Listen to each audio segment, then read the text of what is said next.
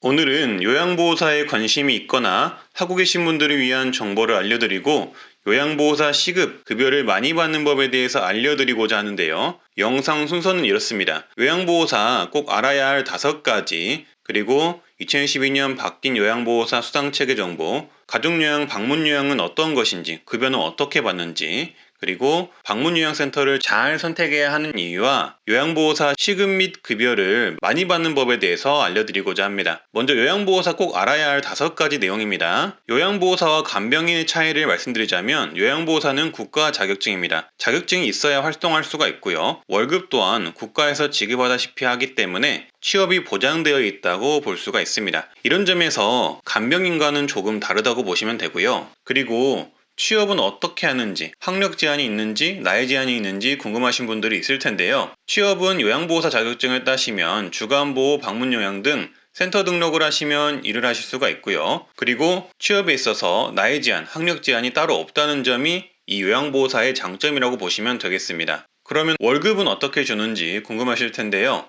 월급의 경우 보통 시급을 받는데요. 이 시급이 센터마다 다릅니다. 그 이유는 월급이 지급되는 방식을 살펴보면 되는데요. 보통 요양보호사 급여는 만 65세 이상 장기 요양 등급 판정을 받은 어르신들이 요양보호 신청을 하면 센터에서 등록된 요양보호사와 매칭을 해주고요. 요양보호사가 일한 만큼 국가에서 급여를 센터에 지급하고 센터가 이를 정산해주는 방식입니다. 따라서 센터 재량에 따라서 급여가 다를 수밖에 없습니다. 그래서 급여도 제때 지급하고 시급도 많이 주는 센터를 등록해야 하는데요. 이 내용은 영상 뒤편에서 더 자세히 말씀드리도록 하겠습니다. 그리고 자격증은 어떻게 따는지 궁금하실 텐데요. 자격증 취득 방법은 요양보호사 교육원에서 수업을 듣고 실습 및 시험을 보고 취득을 하면 되는데요. 꿀팁 하나 말씀드리자면 국가 내일배움카드 사용이 가능한 곳에서 수업을 등록을 하시면 자격증 취득 비용도 국가에서 일부 지원을 받을 수가 있습니다. 국가 자격증이기 때문에 자격증 따는 게 어려울까봐, 시험이 어려울까봐 고민인 분도 있을 텐데요. 시험 난이도는 최근 시험 합격률이 90%에 이를 정도로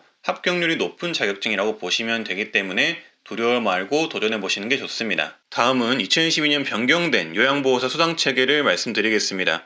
일단 늘어난 수당으로는 중증수급자 가산 항목이 추가가 되었습니다. 1등급, 2등급 수급자에게 방문요양을 1회 180분 이상 제공을 하면 1일 3,000원을 추가로 받는다고 보시면 되고요. 줄어든 수당도 있는데요. 인지활동 방문요양 가산금은 폐지가 되었습니다. 가산금은 치매 전문 교육을 받은 요양보호사가 장기요양 5등급 치매 환자를 대상으로 인지활동 방문요양을 하면 추가금을 주는 것이었는데요. 요양보호사가 일정 시간 이상 근무할 때 하루당 5,760원씩 추가로 받을 수가 있었는데 이 제도가 2012년에는 폐지가 되었습니다. 이렇게 인지활동 방문요양 가산금이 폐지가 됨으로써 현재 상황으로는 센터를 잘 선택해서 시급을 잘 받는 게 가장 중요하다고 보시면 되겠습니다. 다음은 궁금해하시는 방문요양제도와 가족요양제도 간단히 설명드릴 텐데요. 방문요양제도란 불편한 어르신이 있는 집에 요양보호사가 직접 찾아와 보살펴드리는 제도고요. 수급자 이용비용,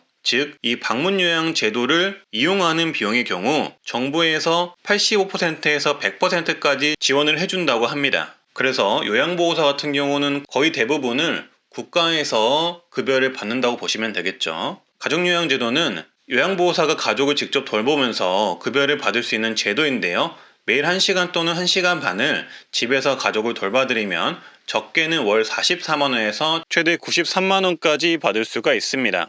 이 가족요양을 신청하시려면 3가지 조건이 있는데요. 먼저 보호자는 요양보호사 자격증이 있으셔야 하고요. 타직종 근로시간 월 160시간 미만이셔야 합니다. 그리고 가족요양을 받는 어르신은 장기요양 등급이 필요합니다.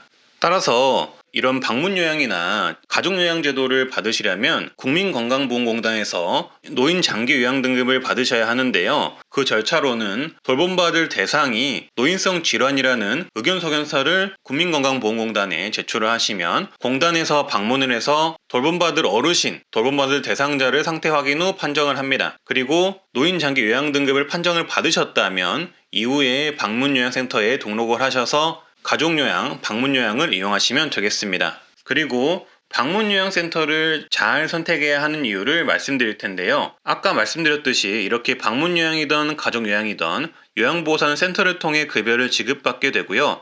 나라에서 지급되는 급여이긴 하지만 센터를 통해 지급이 되기 때문에 센터마다 시급의 차이가 약간씩 있을 수가 있습니다. 또한 제대로 운영이 안 되는 경우 급여가 밀리는 등의 불상사가 발생하기도 한다고 합니다. 따라서 센터는 투명하고 믿을 수 있는 것을 선택을 하셔야 하고요. 혹여나 센터의 불법 행위로 나에게 불이익이 올 수가 있으니 신중하게 이 방문요양센터를 잘 선택해야 합니다. 그래서 센터도 잘 선택하고 요양보호사 시급급여도 많이 받는 법에 대해서 알려드리고자 하는데요. 오늘 말씀드릴 이 정동원, 장민호가 광고한 케어링은 이 부분에 있어서 전국 최고 수준의 시급을 지급한다고 합니다. 업계 평균에 비해 높은 시급을 제공한다고 하는데요. 방문요양의 경우 시급 13,000원을 지급한다고 하고요. 올해 7월 1일부로 방문요양은 12,000원에서 13,000원으로 인상이 되었다고 합니다. 그리고 방문 목욕은 19,000원으로 인상했다고 합니다. 가족요양의 경우도 90분 가족요양 기준 3170원, 60분 가족요양 기준 22,380원을 제공한다고 합니다. 공제금 포함 금액이라고 하고요.